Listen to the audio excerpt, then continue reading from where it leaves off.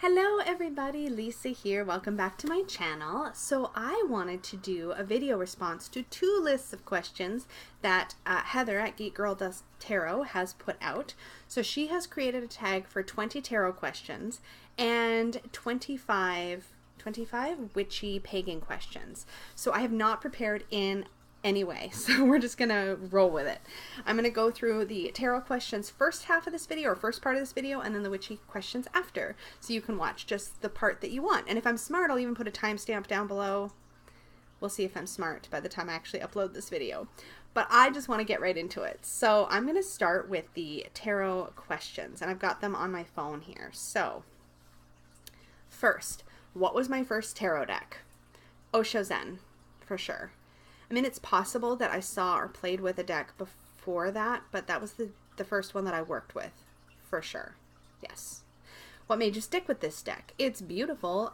No, seriously, probably the reason that I stuck with the Osho Zen was because I learned it really, really well intuitively. I connected with the stories that I had originally read about in each of the cards to the point where I read the book once and threw the book away. And still to this day remember many of the stories. Now, since then I've reacquired the book through the app because you can't buy the book separately. But speaking of which, if anybody ever is offloading an Osho Zen Tarot, just the guidebook, I would love to have the guidebook back at some point, now that I know the deck so well. But anyways, I ended up sticking with that deck for the last 20-ish plus years, off and on, because it just, the artwork spoke to me, the stories spoke to me, the colors spoke to me, and it just has been a really good powerhouse deck for me on all levels.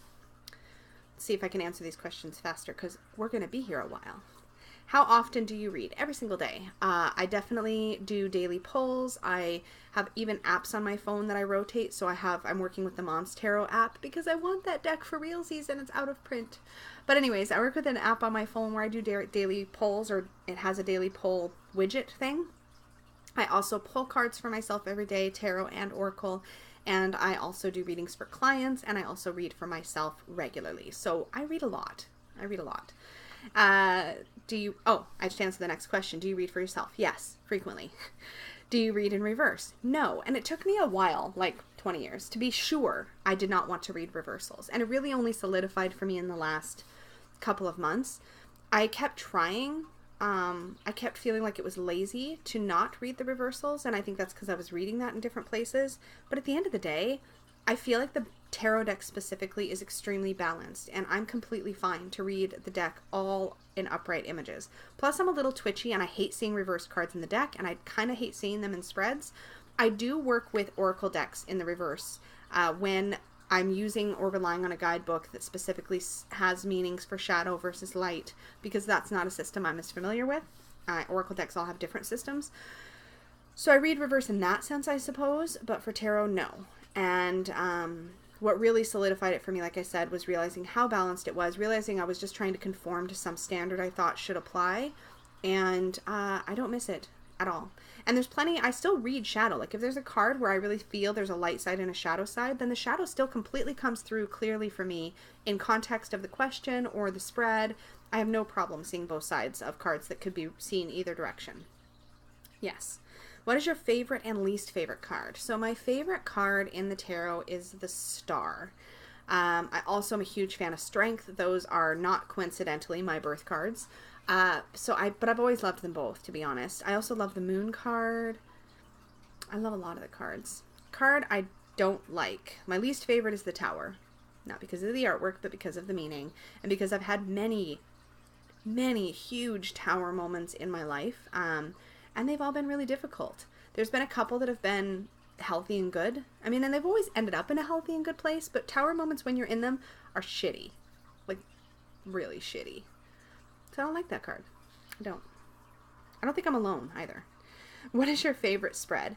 So my go-to really is the Celtic Cross. As much as that spread can be so limiting, it is the one that I worked with for so long because I thought it was the one. So it's my go-to when I really just need an in-depth reading and I don't want to think about what spread I'm going to use. I am starting to get better about free-form spreads that I create myself. I'm also starting to get a lot more interested in working with other spreads that I see on Pinterest or that I see on YouTube. Speaking of which, there is a unicorn spread that I still need to make a VR to. That's on my list. I'm going to get to it. I'm really excited about that one.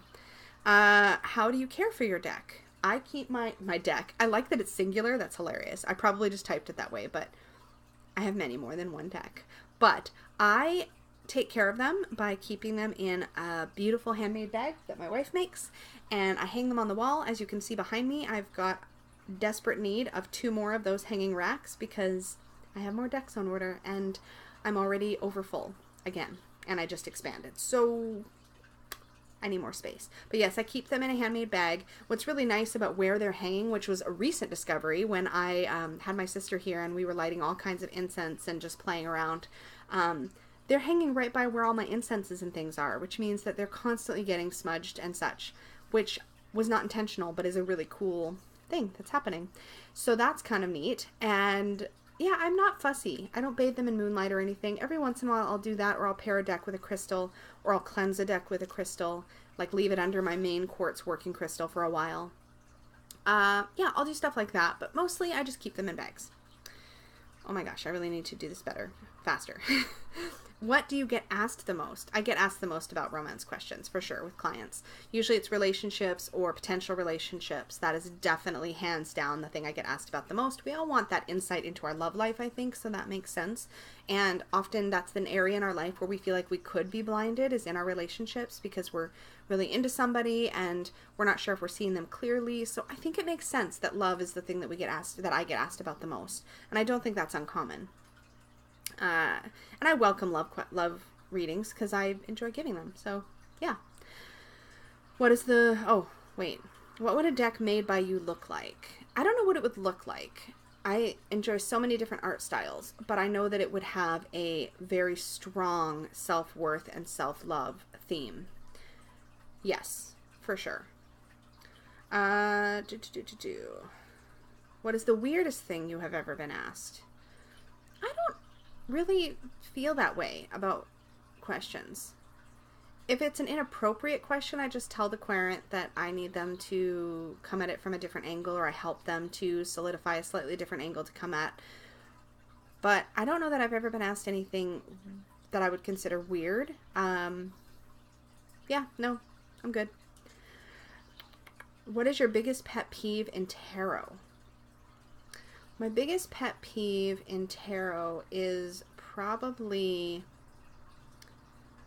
decks that I have played with or looked at that are trying too hard. And I don't know how else to say it. There's just decks sometimes where I feel like they're trying too hard to push a particular message or a particular theme to the point where it overwhelms the deck and makes it feel like you're being thrust upon. I don't like that. And I can't give any specific examples because I can't think of any, but it's definitely happened throughout the years where I've encountered decks like that. Do you have any bad tarot habits? Oh, I'm certain I have plenty. I rifle shuffle all of my decks, which some people would say is a bad tarot habit. I'm not gentle on them. I like to use them. I like it when they get used. I don't want anything to stay pristine as much as I love it, because then what's the point to me, I guess. I don't mind, I don't mind collecting for the sake of having them and flipping through them, but I want my decks to see use. So rifle shuffling maybe, or banging them around in my purse. I don't know. I can't think of anything else. Do you get hate from skeptics and religious folks? I mean, look, I've already done the witch thing and the gay thing with my family. Like, I feel like at this point, if somebody has a problem with me doing tarot, like, why are you even here? Like, in my life. Why? So I'm sure that happens. I'm sure that I've had it, and I don't even register it, or I don't even log it in my memory, if that makes any sense, because why bother? Waste of energy. Do you have any readings you are proud of? I think I'm proud of all of my readings. My most powerful ones, it's kind of funny actually, in the beginning when I was really learning to trust my intuition, some of my most powerful readings were readings where I made people cry, and they were effective and they were good and they were validating for those people. But it was really difficult for me as a reader to realize what an impact I could have on people. And so while I can look back and say that I'm proud that I was able to connect to my intuition in a way that was truly healing for people, it was also really tough at the time for me to take on that responsibility. I mean, I was like 19, 20 at the time when I first started reading. And yeah, so I kind of rambled, but I think that in the end, I'm proud that I can come into a reading and ethically provide guidance and also do so in a non-judgmental way. That's something I really strive for, and I think I'm mostly good at. I'm sure that I have my moments, but I really try to separate me and my opinions from my reading. And I know that I'm doing that when I end up pulling information from cards that give advice that I would not give a friend in the same situation. And that has happened for sure. And I think that's what validates tarot as a system for me too, is getting messages that aren't always in line with what I think. Like if I were to step back and objectively view a situation, sometimes they say something totally different. And I think that's cool. So that's what I think about that. Has reading changed your perspective? Sure, absolutely. I think that anytime we're able to hold up a mirror in front of ourselves or for a client, there's an opportunity to see things in a new way. And tarot is constantly doing that for me and for the people I read for. I see it happen and I feel it happen for myself, and I welcome it. That's what I come to tarot for. And do you prepare a space or ritual before reading? Physically? Not really. Okay, well, I suppose I do. When I'm doing client readings, I create a space. I take care and time over creating, like laying out a reading cloth and setting out specific candles and incense and creating that space to hold for somebody else. When I'm reading for myself, I'm a lot less fussy. I'm more likely to just pull out cards anywhere and start reading. But the one thing that I do as far as rituals are concerned, when I'm reading for a client, is I always... There's been times I haven't done this if I'm reading for somebody I've read before a number of times, but particularly when I'm reading for somebody I've never read before or a client that has paid me for a reading. In those situations, I always take a moment and I picture a round room. And this is kind of an ethical thing for me, which I will hopefully explain properly. But I picture a round room and I picture a pedestal in like the middle of the room, like a standing podium, kind of like a podium, but flat. So a tall table that you would stand at. And on the opposite side from where I'm picturing of this round room is a door, and that door represents my client. And then on my side of the room, there's also a door, which I have done my own personal work around. I know what my door looks like. I know symbols that are on it. That door represents me. And this visual is so embedded in what I do that it's very fast, like it happens very quickly. But what I do is I visualize stepping into the room, like up to the pedestal, and I visualize inviting the other person to do the same. And sometimes they fling their door wide open, like in this visual, they'll fling their door wide open and they'll come in and stand at the pedestal with me. Sometimes the door will stay closed until I go and knock on it in this visual. It's like a mini meditation. It's like a journey. Sometimes I have to knock. Sometimes once I knock, they'll open the door a crack. Sometimes once I knock, they'll open the door all the way. So usually what happens is, for me, that's like an ethical step. It's like if somebody's door is firmly closed and I can't get them to open it in this visual, or I get the sense that there's a blockage there, I will communicate that with the client and ask them if they're really ready for the reading, if they're in a space to receive it. Oftentimes, when that's happened, I've also been experiencing a client who's testing me. I don't know if anybody else has had this happen. Sometimes you'll get clients who are like testing to see if you are really psychic or you're really going to tell them anything that they, you know what I mean? So that's happened sometimes in that situation. The people whose doors crack open are willing to be open-minded in my experience, but they're not always as wide open to the experiences they maybe think they are. And the people that come right into the table, they're there for it. They know what they want to they're ready to hear the things whether they want to hear it or not, is kind of what. Anyways, that's a very important ritual to me, because you can ask somebody if they're ready for a reading. If they've come to you and paid for a reading, you can assume that they're ready for a reading. But this gives me that deeper layer, and it's really important to me. So I'm glad that question came up, because it gave me an opportunity to talk about that, and I've been meaning to mention it for a while. How do you feel about the tarot community? I love you all. You're so amazing. Everybody has something to teach, and I think this is actually really important, because when you're new to the community and you're just getting started, as I was like just a few weeks ago, you're like, is anybody going to watch? Are they going to care? And you might see like low view counts on videos and get discouraged. Please remember that it doesn't matter what your videos look like. It doesn't matter if they're high quality. It doesn't matter if, you know, your audio is off or something else isn't working. Your voice matters, and it offers something different. And the more voices we have here, the better. And I enjoy every voice that I listen to, every channel that I watch. and getting away from, because the tarot community is not just people who make videos, and I think we could do more to stress that. Every comment I receive, every interaction, every conversation on Facebook, either in my group or in the For Love of Cards, which is an amazing group on Facebook, all of those interactions matter and enhance the conversation, even when we don't agree on the same points. So I love this community. I think it's really powerful, and I think we have a lot of the ability to connect and to teach each other. Do you have any advice for your younger self? Stand up for your damn self. That's my advice to my younger self. Yep. Although ultimately I don't know if that would have been a good idea, but that's my advice. Do you have any advice for novices? I mean, I think it's really easy to class ourselves as a beginner or new or advanced or whatnot. And I think it's really important to get away from linear ways of looking at this sort of thing, because what makes you advanced? What makes you qualified to read for other people? We could look at this and we could try to regulate it and put some kind of structure around it. Hello, Emperor.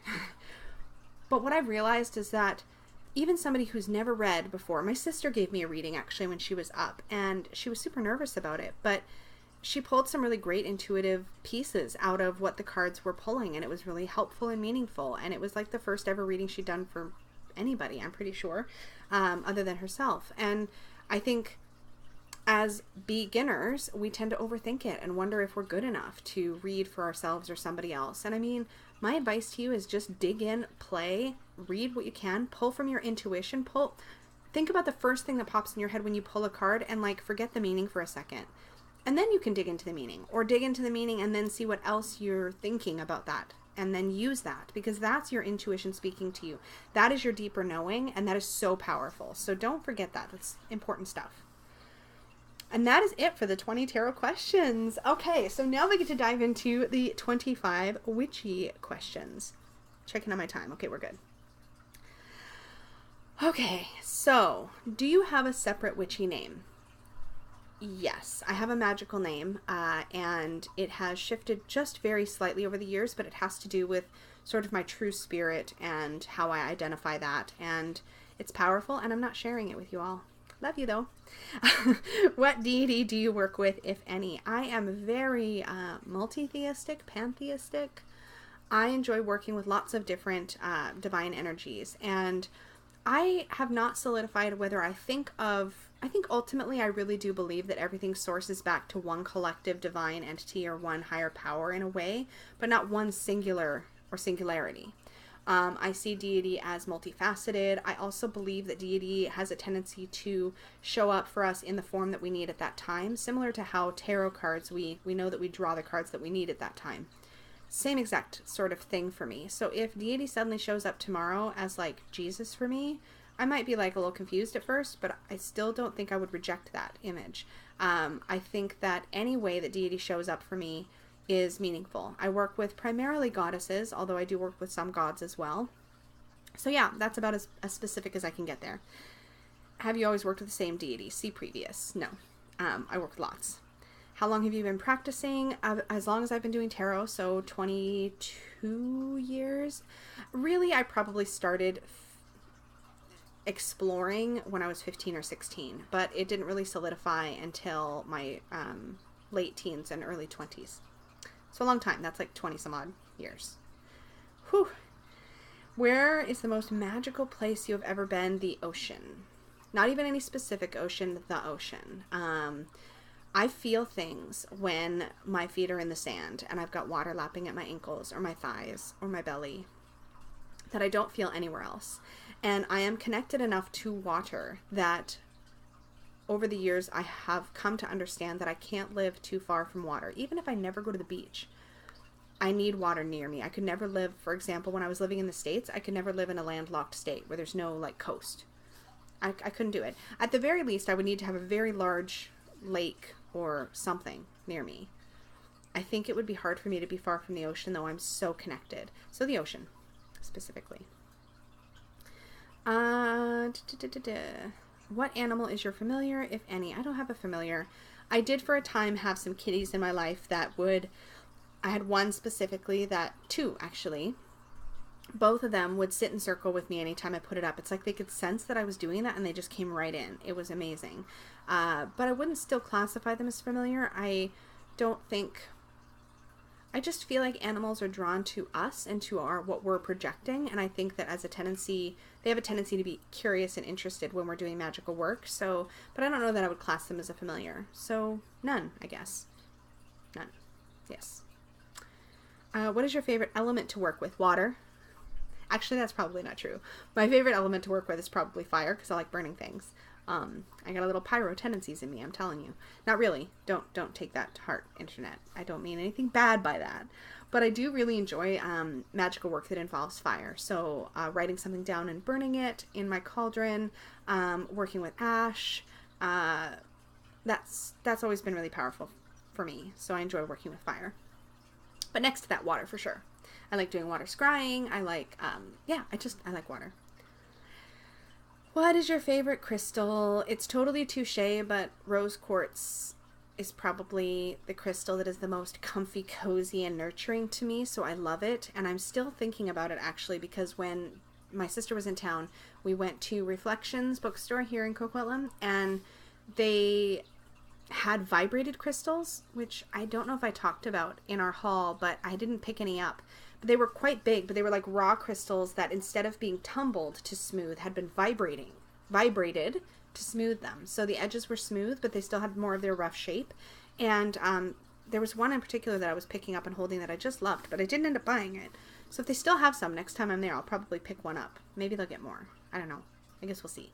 But I really liked it. And I haven't seen a lot of those anywhere else in like the internet, like on shops or anything. So I don't know if vibrated crystals is like a new thing, but it felt really cool. Anyway, what is your favorite part of your craft? Shadow work. And I know that sounds weird, and it's not the thing I look forward to, but it's the thing that's been the most transformative in my life. So it is forever and ever something that I dig deeply into every time I do work at my altar. There's always an element of shadow work because that spiritual mirror that I can hold up in front of myself is necessary for my being healthy and interacting with the world in a healthy way. What tool do you always work with, if any? I should have brought it to show you, but I didn't prepare for these questions. But I have a wand that I really, really enjoy working with that is wooden, and it's also spiral. So it's in the shape of a unicorn horn, which is very meaningful for my personal work. And that's probably my favorite tool to date, although I did just get a new wand this month in my Witchy subscription box. So gonna be playing with that one too. But I really enjoy wands. They feel like an extension of me, and they feel more powerful for directing energy than athames, which I also have an athame, but I really enjoy working with wands. And crystals. And herbs. And cauldrons. You know what? I like all the things, and that's just the way it is. But wand. Wand is my answer. Do you use astrology in your practice? No, because I haven't learned it properly. I will sometimes use apps to tell me what sign is in what planet or whatever, and I will look up what that means. I'll usually, though, plan the working and then check the astrology and then just make sure that there's no like particular conflict. But so a little tiny bit, but as a person who doesn't know a lot about astrology, not much. What is your favorite Sabbath or time of the year? I love the fall. I love Samhain. Samhain's probably my favorite Sabbath. Samhain and Yule. But Yule is like the whole month of December for me, and it's all blended in with Christmas and secular stuff. I think for magical stuff, Samhain. Yeah. I keep losing my spot. Do you have a favorite time of day to do spell work, and if so, why? Nighttime, mostly because it's easier to have some quiet and some alone time. Nighttime. Plus, I do like if I get some moonlight streaming into my room. That's kind of nice. Are you solitary or do you work with a coven? I am solitary. What tool do you prefer for divination and why? Tarot. Although I do also enjoy doing some scrying. I've done some crystal scrying, and I've also done some water scrying, and which I guess is called hydromancy. I learned that recently in a subscription box. I also enjoy Lenormand. Tarot's my go-to, though, for sure. What are some ways to keep yourself grounded? There's a couple things that are my go-tos. One is holding grounding crystals. That's the quickest and the easiest for me. Well, maybe not. Maybe not. But when I'm near my crystals, if I can grab one, that's a good thing to do. I also really like texture. So you may not be able to see, but on my shelf behind me here, I have a couple of squishies. So squishies are like foam. They're kind of like memory foam-ish sort of toys that you can squish and squeeze. I'll have to do a my squishy collection video one of these times just for funsies, because I've got like a handful. Not a lot, but a handful, and I love them all. But that's a really nice grounding thing to do, is anything that involves texture for me is very grounding. I'm literally squishing an invisible squishy right now. Do you see that? I am such a dork. Anyways, and I also love weight. So a weighted blanket would be amazing. I don't own one. I want one badly because I love the way that they feel, but I have felt them before and they're really, really nice. Otherwise, sometimes I'll take a heating pad even without heating it and put it on me, or I'll warm it a little. But I like weight. Weight's really helpful. I like weight when I sleep as well. And when I'm not thinking of accessorizing and I just need to ground, my favorite way to ground is to picture myself energetically becoming a tree. So energetically digging roots down deep into the earth and like lifting up through my upper body. And that's partly a yoga thing with prana and apana and those upward and downward moving energies. And partly it is just the way that I've learned to ground energetically. So yeah, that's probably my other way. My phone keeps falling asleep. Okay. Where am I? This is what happens. I look away and I get involved in the question. Where am I? There we go. Do you think it is necessary to cast a circle when you do any magical working? I don't think it's necessary, but I enjoy, what is the word I'm looking for? Reining in? No, that's not right. I enjoy I can't think of the right word, but I enjoy creating that personal space to generate the working or the energy within and then releasing it with intention. I'm not fussy about the way that I cast circle. There's several different ways that I have learned or created for myself over the years, and the current one that I work with the most often I can do in like 3 seconds because it's very much a very strong and powerful visual, and I might have to talk about that at some point, but not in this video because it will get super long. Do you think it's, oh no, I just read that. What type of pagan are you? Generic, eclectic? I'm eclectic witchy. Eclectic witchy pagan. Yeah, that sounds right. What candle color do you use most? Black, white, natural colored, whatever I have handy when I'm doing spell work. When I'm doing elemental stuff, I like to have green for earth and white or yellow for air and blue for water and red for fire. What area would you like to see your craft grow in? Messier. My magic is messier than I think people realize, and I posted about that on Instagram recently, but I want to dig more into that side of the magic, more into the gritty side, more into the play with whatever works side, definitely more into the chaotic side in that sense, away from structure, away from dogma, away from rules, and more and more and more mine. That's what I'm being really strongly pulled towards right now. So I'm really drawn to the content being put out by Avalon Cameron and Kellyanne Maddox around magic. I'm really excited about Brian Cormac Carr's magic series that he's got coming up because I feel like it's going to have that kind of uniqueness to it. So I'm really excited about that. Do you believe in fantasy creatures, unicorns, dragons, fairies, etc.? Yes. That's the short answer. Unicorns I have a very special relationship with, and I'll probably do an entire video about that at some point. I should really add that to my list. I'm probably going to forget by the time I'm done filming this, but yes, absolutely. I've had experiences with fae, I've had experiences with dragon, I've had experiences with unicorns. I also have a very strong belief that when you see something culturally that is represented in so many different cultures across the world in different ways, that gives it some validity. And whether it exists as an energetic that has been created out of our collective unconscious, which is one way that I think creatures or things can exist, or whether it was already a thing and we have breathed life into it by collectively telling our stories, those are both very powerful ways for things to exist. But in the sense that things can exist not necessarily on the material plane, I absolutely believe in all of those things. Yes. Yes. I'm not ashamed of it either. Would you ever teach the craft? Absolutely. I love teaching. I love teaching yoga. I love teaching. Teaching fills my whole heart and soul. And I think that I would love to do more teaching kind of content in this YouTube space as well. I've just got to really gel and think about what I want to do in that regard. But yeah, I would definitely teach the craft, particularly if there was a specific area that I felt I had something unique to offer to the community. I would definitely teach some stuff for sure. Do you always use your own spells or do you tweak others? You know what? I try and I try and I try to connect with pre-written spells. And some, if they're really thoughtfully done, and as is the case with the Witch's Moon actually, if they're really thoughtfully done and they provide you all of the ingredients, that I can get into. So think like those kitchen-y things, those things where they send you all the ingredients for food and a recipe. I am down for that.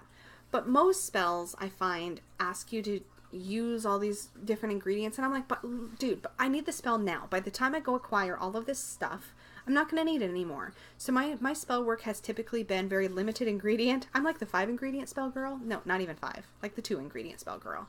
I like doing magic that is not fussy and specifically requires obscure things.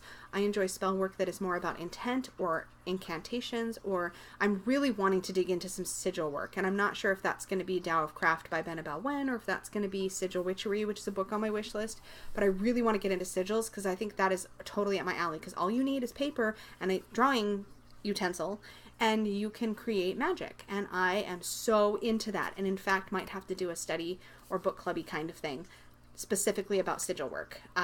Possibly using both Benabel's book and Sigil Witchery. Hey, if you're into that, if you are totally into doing some sigil learning with me, maybe after the Tarot de Marseille on Earth series, hit me up down below and let me know, and I will totally put something together, because that is something I want to do. And look, I've sidetracked again, and we're over 30 minutes. I can't even. There's only a couple more questions. I can do this. Oh, there's one more question. Outside of YouTube and Facebook, do you have a lot of witchy friends in the physical world? I have lots of witchy friends in the physical world. I wouldn't say that I have anybody geographically close anymore. I've moved away from my witchy pagan communities, and I wouldn't say that any of my witchy friends are... I definitely feel like there's people that I'm energetically close with who I don't speak to often, and I feel like that's okay. But I don't have a lot of people that I get together with and do tarot or magic with anymore. And I'm kind of in a space where that's exactly right for me. I'm in a space where my magic and my witchy work needs to be very personal and not influenced by others, and I can be very Page of Cups in the sense that I can be very easily influenced by other people and question my own truth. And so it's very empowering for me to say, no, this is my space, this is my witchy world, and it's going to be exactly how I want it, and the explorations are going to be what I want, and I'm not going to need to balance that out with other people's needs. I think that's really powerful for me. So that's probably where I'm going to be for quite some time. And that is it. I did make it all the way through, and I'm just barely over 30 minutes, so I'm going to wrap this up really fast. If you want to participate in either of these lists of questions, I will have both lists down below. They were both offered to us by Heather at GeekGirlDoesTarot. She's a newer channel, just like me, and I love her content. She has a lot to offer, so please check her out, and hopefully you will participate too, because I love watching these kinds of videos as well as making them. And I will talk to you all again very, very soon. Bye!